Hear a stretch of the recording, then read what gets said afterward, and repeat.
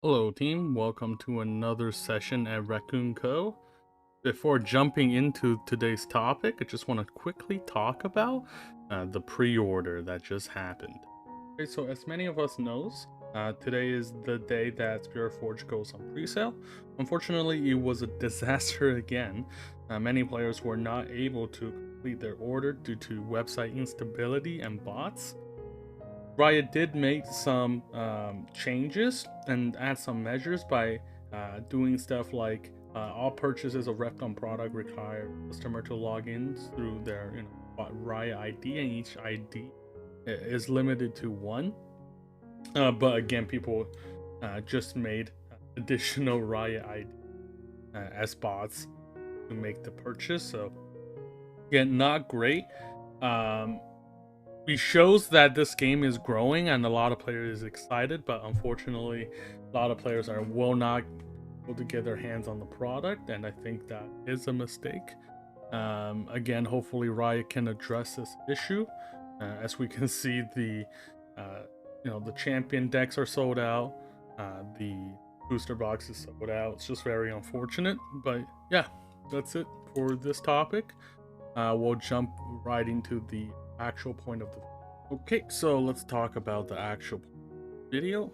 That this is kind of the 7 decks that kind of defines the meta in the Chinese Spiritforged format. So going to show some cards for each deck to prepare for. Yeah, and then Victor and Nazir actually doesn't really need anything, so we're going to skip over it. First off, we have Draven. I'm going to go ahead and say this again, CEO of Discord. If you watch my videos, probably would have got it at around $15. It has now effectively doubled, even a little bit more, tripled. But I still think that this deck will most likely be cheaper than the Axe Draven, just with what Kaisa is sitting at right now. Another good card to pick up is Rasa. I see you went from about $1.50 to $4 now.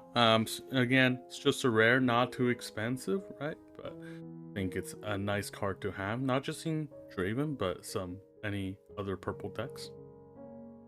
Nocturne, currently about historical low at 2.43. I think this is a great time to pick up this card. Again, some lists that doesn't run Nocturne, but some of the newer week 4 Chinese Draven lists are still running Nocturne, so I think this card is here to stay. Moving on to Fiora. Again, Fiora has been doing pretty well.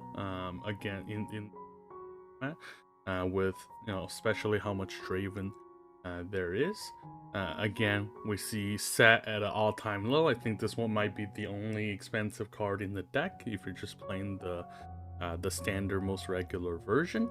And I think this is not a bad time to pick this card up right now. As we can see, it's down about 50% since the beginning of this card. So again, I would pick this up if you want to play Fiora, regardless of which version you plan to play. You'll need this card. Next is the baited hook version of Fiora. Again, we're seeing an all-time low and it's slowing down in terms of the prices, down about 32%. Again, this is a great counter to Draven. The baited hook variation did not drop a single game in the G9 City Challenge. First place, Fiora deck list. We'll probably talk about this list in our meta update video, but again, I think this is a perfect time to pick up baited hook. Moving on to Kaisa.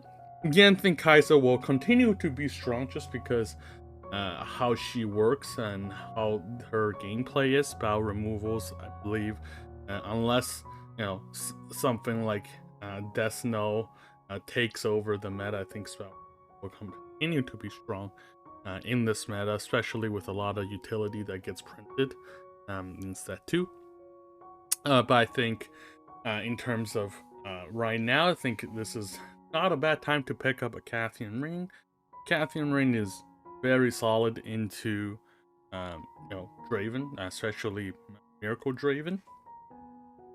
And if you do plan to pick up a Cathian Ring, statistically speaking, you're either playing 2 or you're playing 0.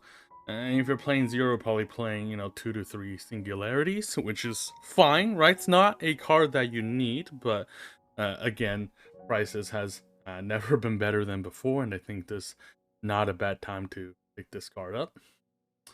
Again, if you do want to play Kaisa next set, regardless if you're playing blue or red, I think a must-have is the Thousand Tail Watcher. Again, we did go over the combo to how to deal with a very wide board with Thousand Tail and Bellow's Breath.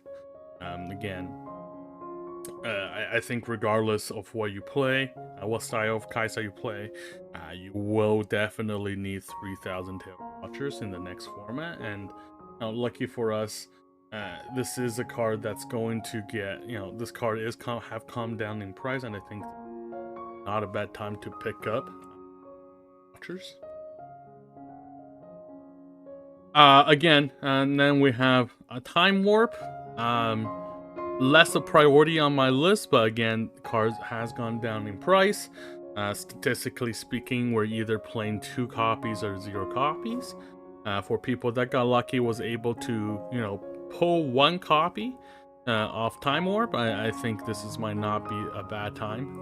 Looking at the transactions, this might be okay card to pick up another copy of, so you can have 2 copies of Time Warp. For anybody that doesn't have Time Warp at the moment, I think this is also okay to skip.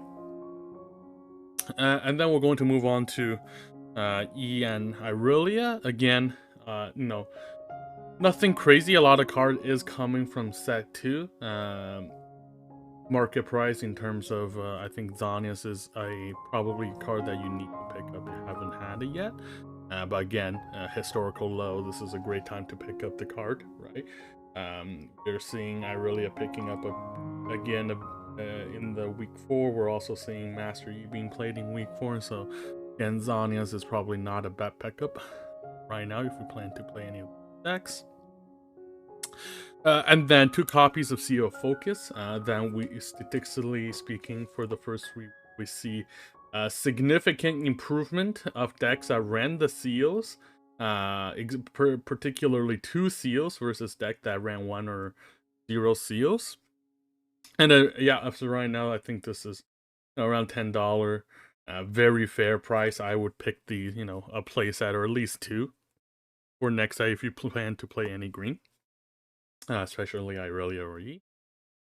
And yeah, so that's it for the video. And just to quickly summarize, I think we're in a pretty good meta state for English going into set 2, especially with, again, Miracle Draven being very strong, but Miracle Draven is not like that strong to other decks. Miracle Draven is really good into regular Draven, but it's not as good as into other decks. So I think, again, that's just the duality of having one very strong deck that it keeps each other in check.